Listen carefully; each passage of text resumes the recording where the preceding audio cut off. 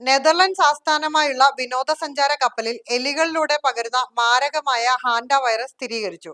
രോഗബാധയെ തുടർന്ന് വയോധിക ദമ്പതികൾ ഉൾപ്പെടെ 3 പേർ മരിച്ചതായും ലോകാരോഗ്യ സംഘടന റിപ്പോർട്ട് ചെയ്യുന്നു.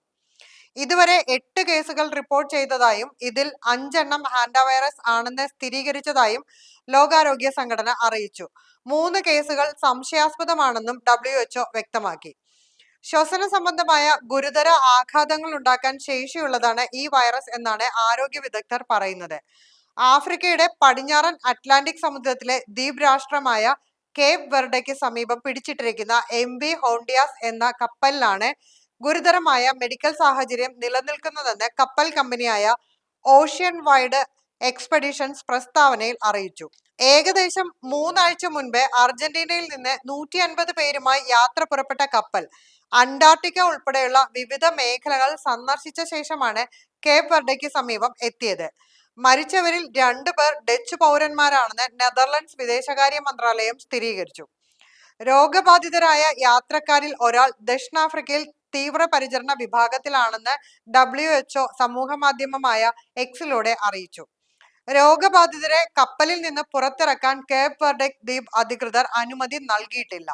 അതിനാൽ രോഗലക്ഷണങ്ങളുള്ള യാത്രക്കാരെയും മരിച്ചവരുടെ മൃതദേഹവും തിരികെ എത്തിക്കാൻ ഡച്ച് അധികൃതർ ശ്രമങ്ങൾ നടത്തി വരികയാണ്. എലികളിലൂടെ പകരുന്ന ഈ വൈറസ് അവയുടെ ഉമിനീർ, മൂത്രം, മലം എന്നിവയുമായുള്ള സമ്പർക്കത്തിലൂടെയാണ് മനുഷ്യരിലേക്ക് എത്തുന്നത്.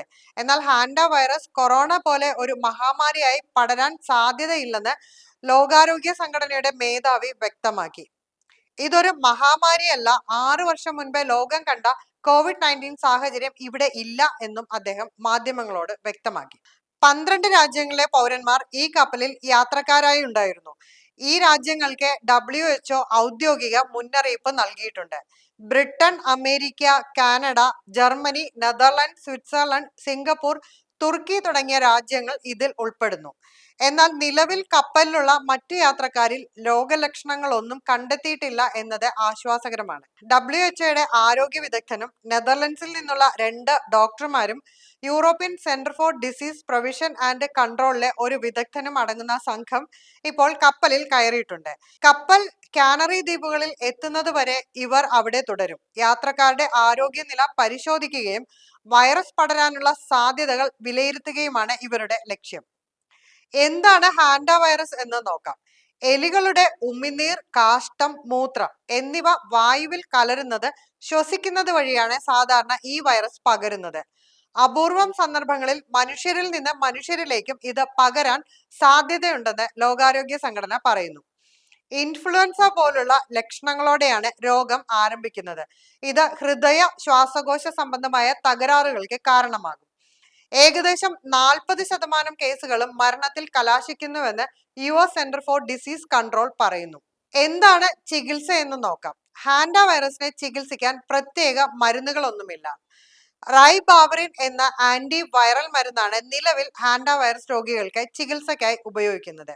ശരീരത്തിന്റെ സാധാരണ സ്ഥിതിഗതികൾ നിലനിർത്താനുള്ള സപ്പോർട്ടീവ് തെറാപ്പി തന്നെയാണ് ഹാൻഡ വൈറസ് രോഗികളുടെയും പ്രധാന ചികിത്സാ രീതി. നിർജ്ജലീകരണം തടയാനുള്ള ഫ്ലൂയിഡ് തെറാപ്പി, ശ്വസനം നിലനിർത്താനുള്ള വെന്റിലേറ്റർ ഉപയോഗം, മറ്റു രോഗബാധയുണ്ടാകാതിരിക്കാൻ ആന്റിബയോട്ടിക് തെറാപ്പി എന്നിവയെല്ലാം ഉൾപ്പെടുന്ന സപ്പോർട്ടീവ് തെറാപ്പിയിലൂടെ രോഗം ഭേദപ്പെടുത്താനും കഴിയും.